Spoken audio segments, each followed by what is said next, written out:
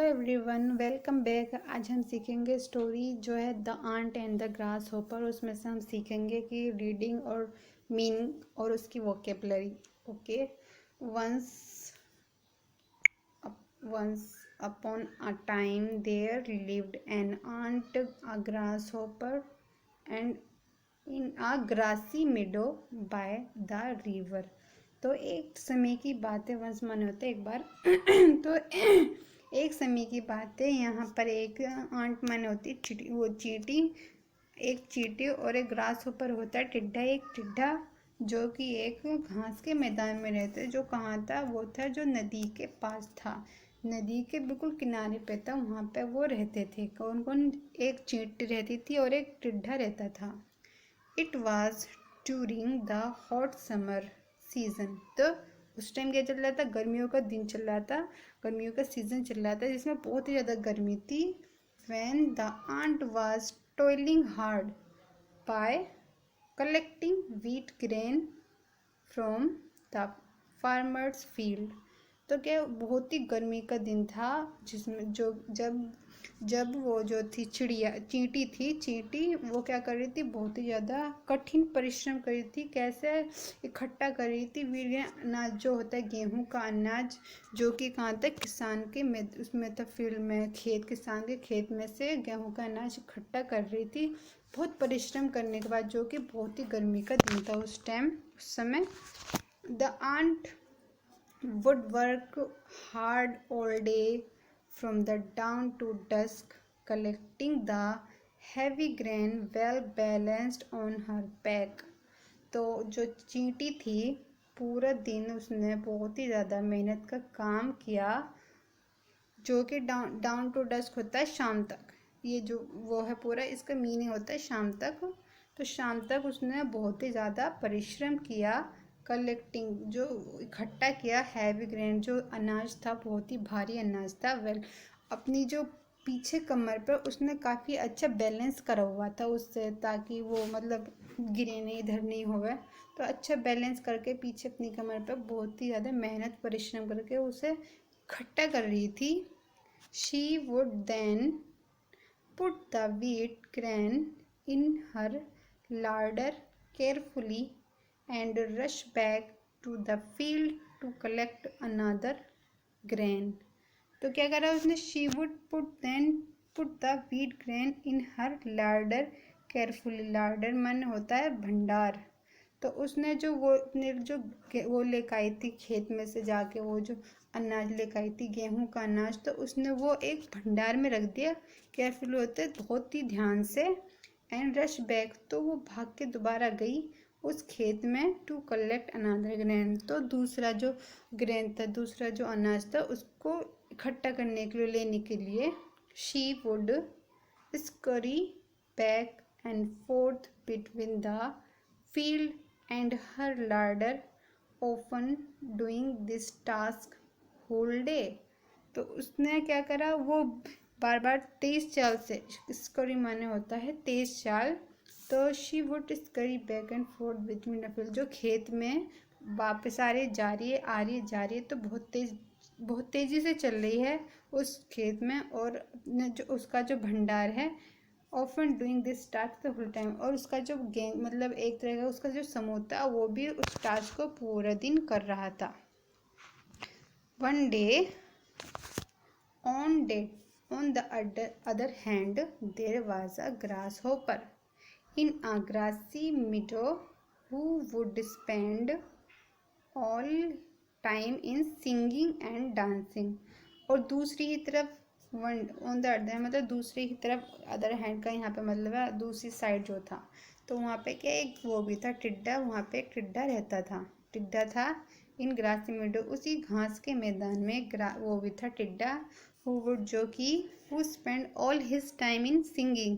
तो वो क्या करता है? वो अपना जो समय था वो किस में खर्च करता था? वो गाना गाने में और नाचने में अपना टाइम, जो अपना समय था, वो ऐसे खर्च करता था। He would often scorn at the aunt for toiling so hard the entire day in collecting the grain।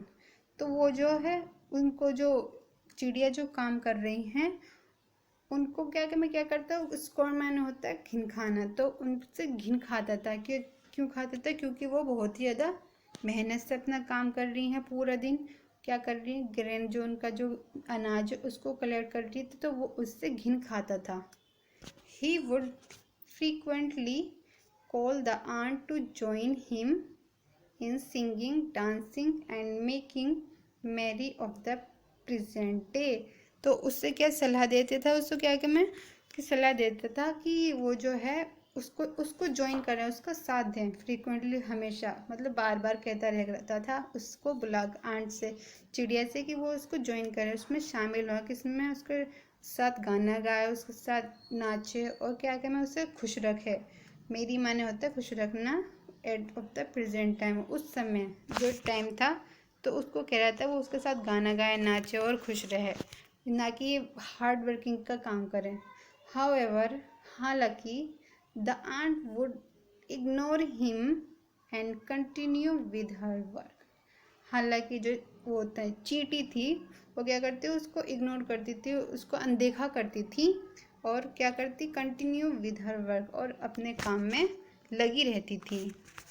This would make the grasshopper laugh even louder and he would often ridicule the ant, stating that they would enough they would have enough food to sustain themselves in the summer season।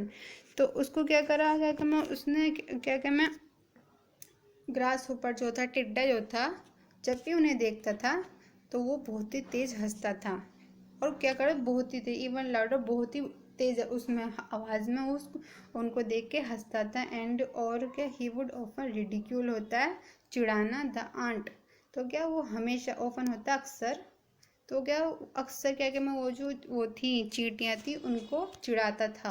कैसे? Stating, कहता था that they have enough food to sustain themselves, कहता था कि तुम्हारे पास जो था खाना था, बहुत है खाना, इनफ होता है काफ़ी होना, काफ़ी है तुम्हारे पास खाना, sustain themselves in the summer season, मतलब गर्मियों के सीज़न, गर्मियों के जो वो महीने में तुम्हारे पास बहुत ही खाना है, तो इतना मतलब कि काम मत करो, उसके हिसाब से उसके साथ मज़े करो।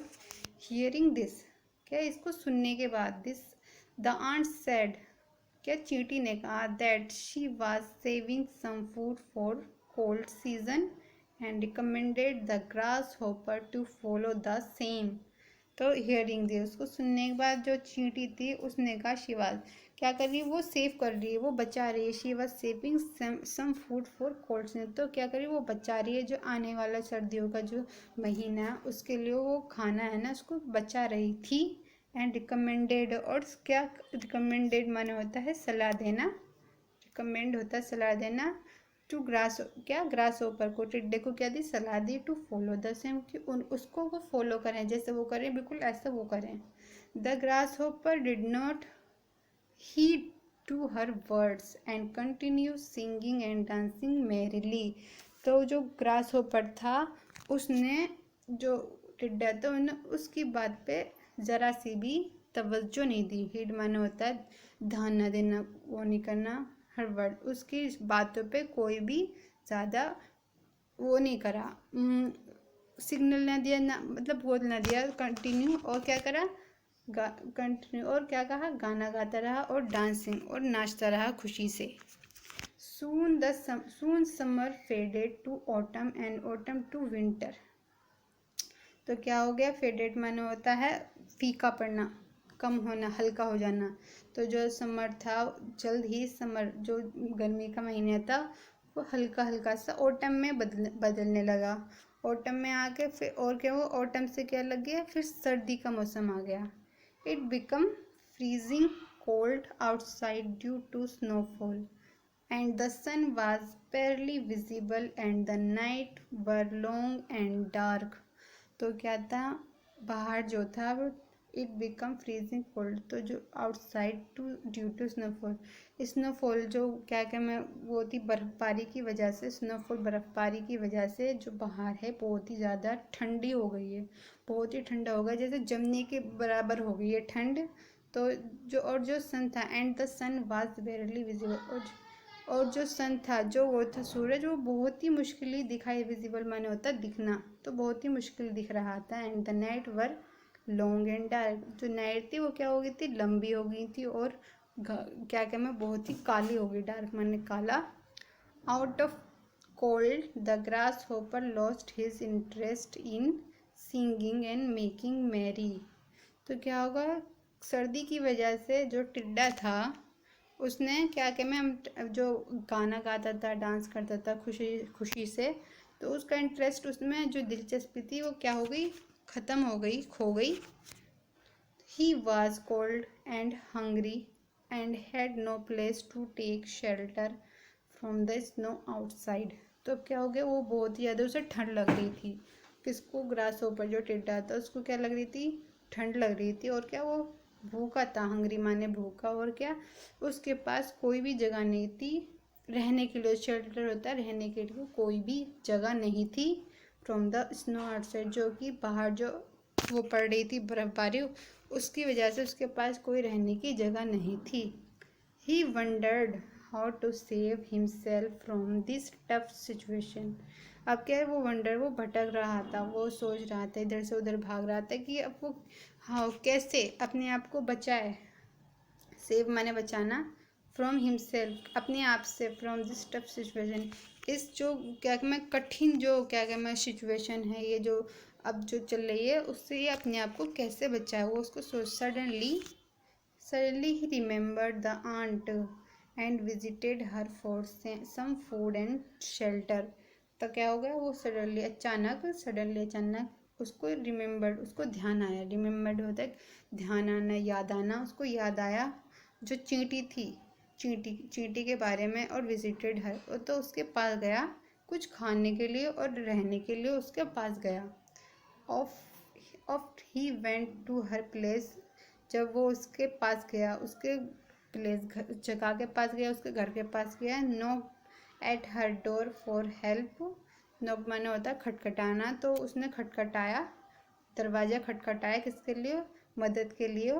When she opened the door the grasshopper offered to sing for her in return of some food and shelter.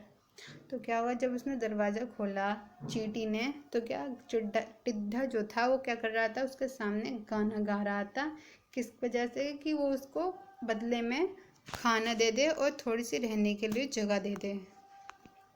तो आगे क्या हुआ, to this the ant replied, उसके बाद क्या हुआ, उसने चींटी ने रिप्लाइड जवाब दिया, that she had toiled hard in summer to save enough food for winter and the grasshopper had mocked then.